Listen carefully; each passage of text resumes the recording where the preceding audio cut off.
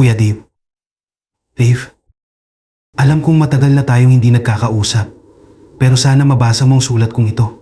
Hindi ko alam kung kanino ko pa ito sasabihin. Naiisip ko pa lang, nanginginig na ang buong katawan ko, pero kailangan kong ilabas. Sana maunawaan mo ako, kuya. Hindi ko na kayang sarilinin pa ang nangyari. Noong mahal na araw, nagbakasyon ako sa probinsya para makapagpahinga. Dito sa bahay nila mama sa Nueva Ecija. Luma na ang bahay, pero tahimik at malayo sa gulo ng syudad. Perfect sana para makapag-relax. Walang internet, walang TV, pero iyon naman ang habol ko katahimikan. Dumating ang Biyernes Santo. Mainit, parang nagbabaga ang paligid at ang hangin halos hindi gumagalaw. Puno ng pamahiin si mama at si lola noon. Paulit-ulit nilang sinasabi na huwag mag-ingay, huwag maglaba, at higit sa lahat, huwag daw maligo. Araw daw ito ng pagpapahinga at pagninilay. At kung susuway ka, baka may masamang mangyari. Natawa lang ako noon. Mama naman, paano ba magkakamasama kung maligo? Ang lakit-lakit ko na. Eko. Pero syempre, hindi siya nakinig. Pinagalitan niya ako at sinabing huwag akong matigas ang ulo. Pagdating ng gabi, hindi ko na talaga kaya. Ang init sa probinsya. Kuya, hindi mo ma-imagine. Parang kumukulo ang hangin sa balat ko. 10:00 na ng gabi nang hindi ko na mapigilan. Kinuha ko ang tuwalya ko at pumasok sa banyo.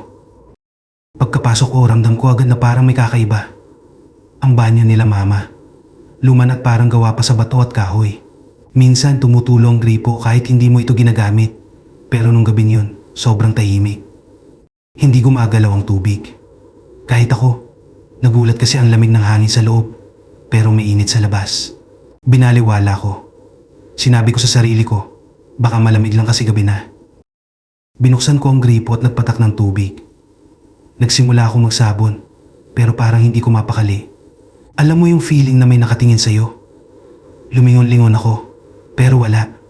Sinabi ko ulit sa sarili ko na baka paranoid lang ako dahil sa pamahiin. Pinilit kong tapusin ang pagligo. Habang nagbabanlaw, biglang tumigil ang tubig sa gripo. Walang patak, walang tunog.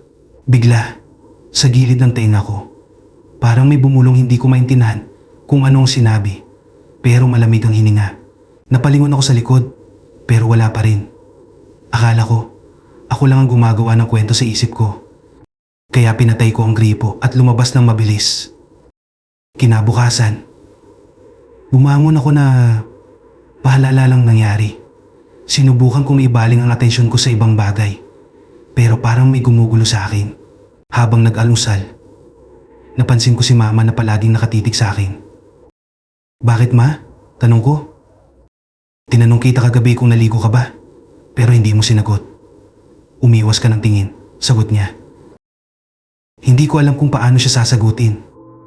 Alam kong magkakagulo lang kung aaminin ko, kaya tumahimik na lang ako at nagkibit balikat.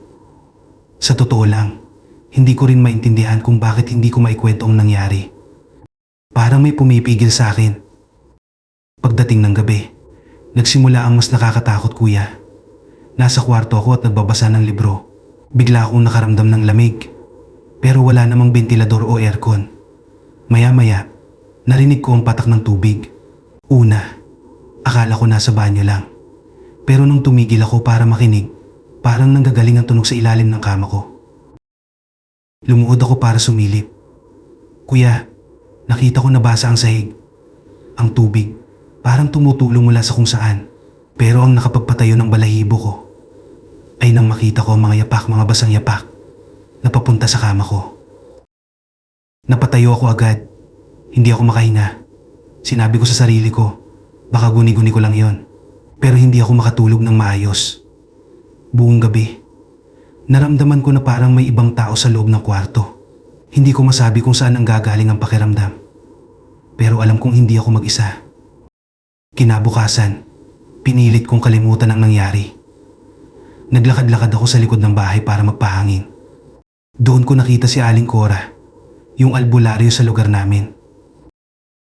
Ang bigat ng aura mo, sabi niya nang makita ko. Hindi ko maintindihan ang ibig niyang sabihin. Tinanong niya ako kung may ginawa ba akong bawal itong nakaraan. Napayuko ako. Para bang alam niyang may mali akong nagawa.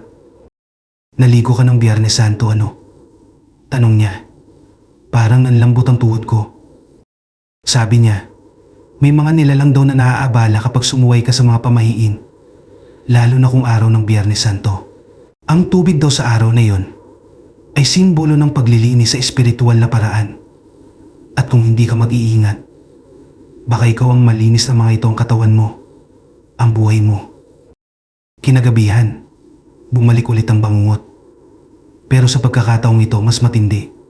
Habang natutulog ako, nanaginip ako na naliligo ulit ako sa banyo. Pero sa panaginip ko, hindi tubig ang lumalabas sa gripo, dugo ang bumubulwak. Nagising ako na pawis. Pero ang mas nakakatakot, basa ang paanan ng kama ko. Pagtingin ko, may mga patak ng tubig papunta sa bintana. Sinundan ko ang mga yapak at naramdaman kong biglang lumamig ang paligid. Pagbukas ko ng ilaw, kuya, nakita ko siya. May babae sa gilid ng kwarto ko. Basa ang buhok niya at tumutulo ang tubig sa sahig. Hindi ko maaniinag ang mukha niya dahil natatakpan ito ng buhok. Pero nararamdaman ko ang bigat ng tingin niya sa akin. Hindi ako makasigaw. Hindi ako makagalaw. Lumapit siya, dahan-dahan. At sa bawat hakbang niya, mas nararamdaman ko ang malamig na hangin. Nang halos nasa harapan ko na siya, maririnig ko ang bulong niya. Bakit ka naligo?